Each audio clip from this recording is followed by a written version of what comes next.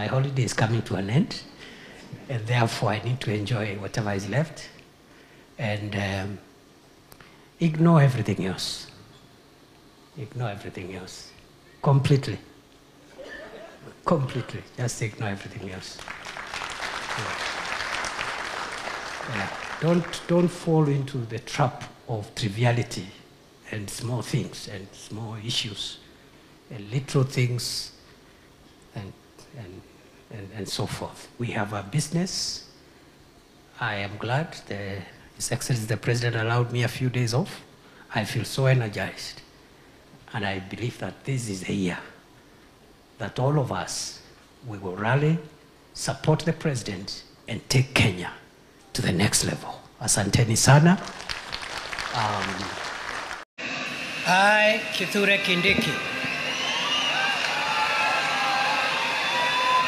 in full realization of the high calling, in full realization of the high calling, I assume as Deputy President of the Republic of Kenya, I assume as Deputy President of the Republic of Kenya. Your Excellency, Abraham Kithure Kindiki, I am proud to witness the swearing in of the Honorable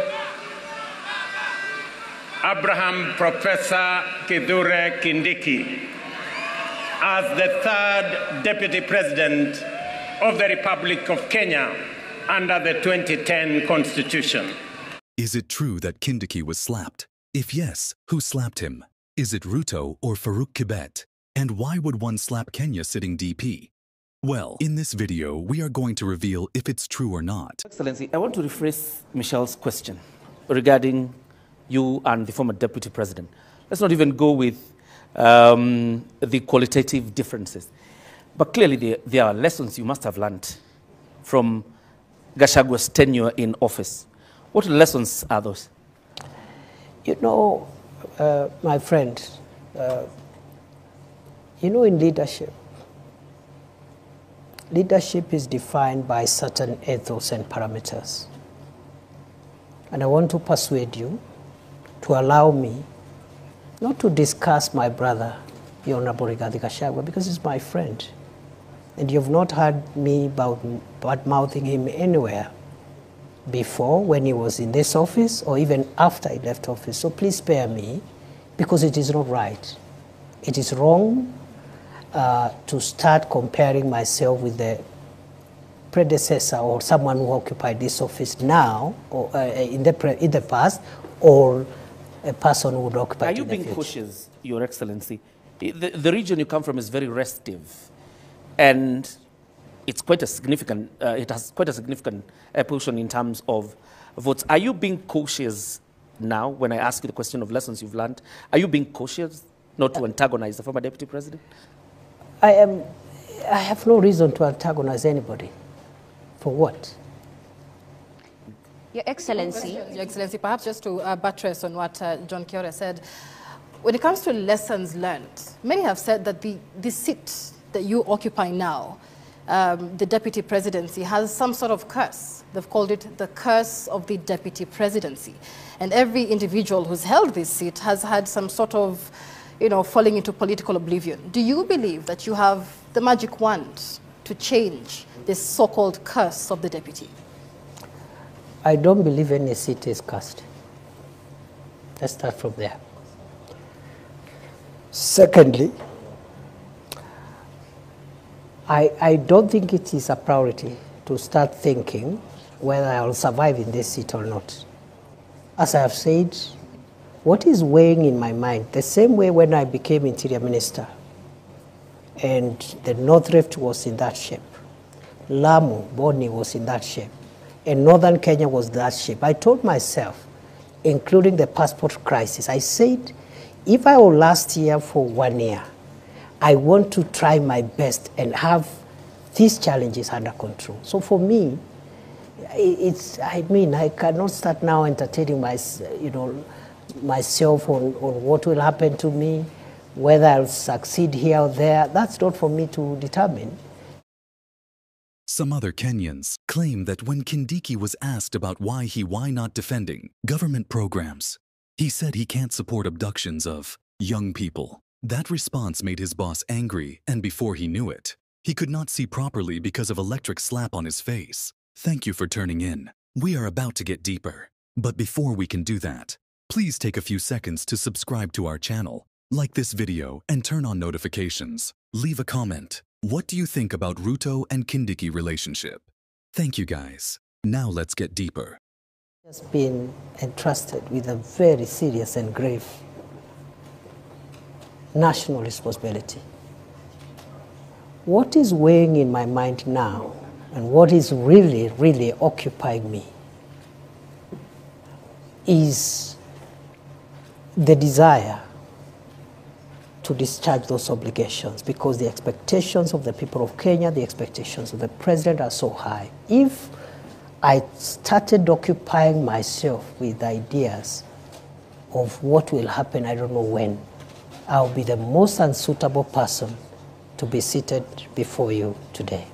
After about 60 days in office, Deputy President, Prof Kithure Kindiki is on the spotlight. Although he has only received payment as DP for 2 months since his elevation, Kindiki has been conspicuously missing from public events, leaving his boss, William Ruto, to appear in public events without his principal assistant. On November 1st last year, while heaping accolades to the professor of law, Ruto narrated "Lonely" he had been for 2 years after falling out with Rigathi Gachagua. Kindiki's last public appearance was around December 17th when he accompanied the president to Baringo Cultural Festival and Kimalel goat auction, where he pledged that he would continue working under him, while the president gave a detailed speech on the successes of his administration and offered hope as top leaders danced into the new year at the Kisii State Lodge. Kindiki only scripted a one-line message. Then what's your relationship between you and the ousted, impeached deputy president? As it was before. Are you friends or not? We are good people, we're good friends. I have no reason to complain in the past, present, and even in the future. Was there a handover? Yes. An official handover? Was there an official handover? There wasn't an official handover because the former deputy president is in court. You wouldn't expect him to hand over if he's in court. Your Excellency, which IEBC cleared you? Did you take your papers there? How were you cleared by the IEBC? There is no requirement to clear a deputy president who ascends to office by virtue of Article 145 read together with 150. But the what requires the clearance of IBC is the president and the deputy president in an election. The president's memo to Parliament, Your Excellency, indicated that your nomination was cleared by IEBC. There was no election. I assumed office through a process different from a process following an election. Is it an indictment of the judiciary, Your Excellency? Because the former deputy president, through a court process, is actually outside. We have the governor of Meru, who is in office, even through a similar process. What kind of jurisprudence is that creates two forms of justice in your own understanding? And this is from a point of view as a law professor. First, the two cases you have cited were beneficiaries of court injunctions. The only difference is in one, after the inter partes hearing of the matter around whether or not the injunction should be preserved. In one case, the court found that the injunction needed to be lifted. In the second case, which also there has been an injunction, the court found yesterday that there is no need to lift the injunction. That's the only difference. And it happens in courts all the time, not just in Kenya, all over the world. In fact, the finding of one court is in many cases overturned by the next court the following day. So there is no inconsistency whatsoever. That is judicial practice. A judge, even one bench of 3 judges, One judge will say this, two other judges will say different things, on the same subject matter, same articles, same evidence, same parties. That's how, that's the independence of the judiciary is not just institutional. It is individual, it's decisional. Every judge carries decisional independence. Your predecessor, Your Excellency, says the reason you ascended to this position is because you are a yes man. You cannot mount any challenge whatsoever to the president. I'm putting this question to you tonight. Are you your own man? Are you a yes man? I am my own man. On the second issue, I would like to respond as follows. My understanding of the role of the deputy president is not to challenge the president. It is not in the Constitution. It is not in any law. It is not in any practice. That is not the job description of the deputy president. As to whether the deputy president can advise the president, the answer is yes. The oath of office I took has a clause that asks me to faithfully advise the president when my advice is sought.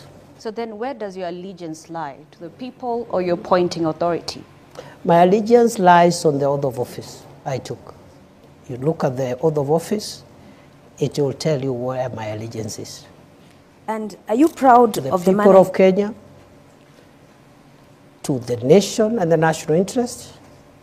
And when my counsel is sought by the president, I must give it faithfully. And faithfully doesn't mean that I do it on the podium. Does it but mean it means I have to be faithful, and faithfully means it could be different from what the president thinks. DP, are you proud of the manner in which you became deputy president? In 2022, you were a front runner to be running mate to Dr. William Ruto, but you did not get that position. And you actually said you were going to take a break from politics. Are you now proud that 2 years down the line, you are the one who has taken that position after the impeachment on the person who was picked over you? I have no regrets for my occupying this space because I have no reason to regret. It is true I was a front runner to be deputy president in 2022 through a process that was conducted by my party. I was not successful. My brother, Rigathi Gachagua, was successful. I congratulated him, and I said two things. One, that I will support the campaign, the presidential campaign, until 8th or 9th of August 2022. And after that, I will take a break from elective and appointive positions. But you still took the CS Just a moment. Position. Just a moment. After I made those two very important decisions, which I made after soul searching and consulting everyone who needed to be consulted, my party and its leadership met and persuaded me as a member of the party, because I didn't say I'll leave the party. I said I'll campaign for President Ruto and his deputy, but after that I'll not be running for any office. I'll take a break for 10 years. And therefore, the party met and persuaded me to change my mind and accept an appointive position as Minister for Interior, which I accepted. That's all. Are you the kingpin of the Mount Kenya region? Which office is that? Of course, you were endorsed. You were endorsed by a section of members from majorly the East, where you hail from. You never dismissed that. Which office is that? Your Excellency, other than the Kingpin issue, there are a majority of members of parliament who met in Nanyuki from the Mount Kenya region, that is before you ascended to the office of deputy president, and endorsed yourself as their link in government. To the executive. You have ascended to that office now. Are you now, have you ceased being their link? Maybe you should ask them. Because I think the members of parliament, because I didn't say it, they said it. So maybe they can say it again if they wish, but to the best of my recollection, those members of parliament had expressed frustrations in getting their constituency development agenda through to government because of the breakdown of relationship they had with the former occupier of this office. And therefore, they asked me whether I could convey their needs to the president. And because I was a member of the cabinet, I saw no problem with that. But whether or not they would continue asking me to convey their messages, it's up to them to decide. Your Excellency, from that region. Sir, you come from that region, the Mount Kenya region. Tharaka Nithi, where you come from, is nestled in Mount Kenya region. I want to know, because Kenya Kwanza had promises it made towards the people of that region. So who will be pushing for the implementation of these promises? That region, like other regions in Kenya, has very many elected leaders. The office I occupy now as Deputy President is an office of the Republic. Unlike other leaders, for example, who have a subnational mandate. And therefore, the way I see it is that the people from the region you're referring to, which happens to be where I was born and raised, have a right, just like the people from the coast, Western, Nyanza, Rift Valley, Northeastern. They have a right to use this office, because it's a national office, to channel their needs, interests to the government. So I see no contradiction, I see no change of position, and the only thing I don't understand is this thing about the Kingpin or something. I don't understand it because there is no office like that. Well, and are you still hopeful, and do you think there is a possibility of you becoming William Ruto's running mate come 2027? How would I know? Your Excellency, then you've talked about development and, you know, those members of parliament using this office to lobby for development. Shouldn't then the development be a democratic right so that then there is no need to lobby and to push for it? That's not true. The reason you have subnational representation of political leaders, members of the National Assembly, members of the Senate, their mandate is subnational. A member of the National Assembly represents the interests, priorities of the constituency where they are elected. Of course, in the context of a broader national perspective, because some of the things that they want them passed are not projects and programs, they are legislative in nature, and you require the parliament as a whole to support you. For example, recently we had a Sugar Act sponsored by a member of parliament from Western Kenya, where sugar is mostly grown. But it required the votes of the member for the members from Northeastern Coast, where there's no sugar, and Central, to pass it. So the point is this: it is not true to say that a member of parliament does not need to articulate the interest of their people, because they are elected purposely for that. They are elected to articulate those interests and convey them either to the executive, to the legislature, and make sure that those interests at that local level are realized. During your inauguration, when you took oath of office, your boss, the President, Dr. Ruto, said he felt he was a lone voice in the executive. From your interaction, 50 days in, is he still a lone voice? And perhaps you interact with him, he's your boss. I really don't know. Do you think you're fulfilling? I really don't know do you think you're fulfilling how he's feeling? Yeah. Because again, that's not in my place. I wouldn't know how he's feeling at the moment. All I can say is that I'm doing my best to do my constitutional duty, That constitutional duty is being principal assistant to the president and also helping him in the delegated assignments that he has given me, and I'm doing my best. How he's feeling now, I cannot be, it's not in my place to tell you how happy he is. Or do you think he's confident of what you're doing? Is he happy with what with your work? So. I have no reason to doubt that he's confident. You've been deputy president for only 50 days now. What would you say is the qualitative difference between you and the former deputy president, given that the operating environment hasn't changed? It would be very improper for me to start comparing myself with my brother, the second deputy president.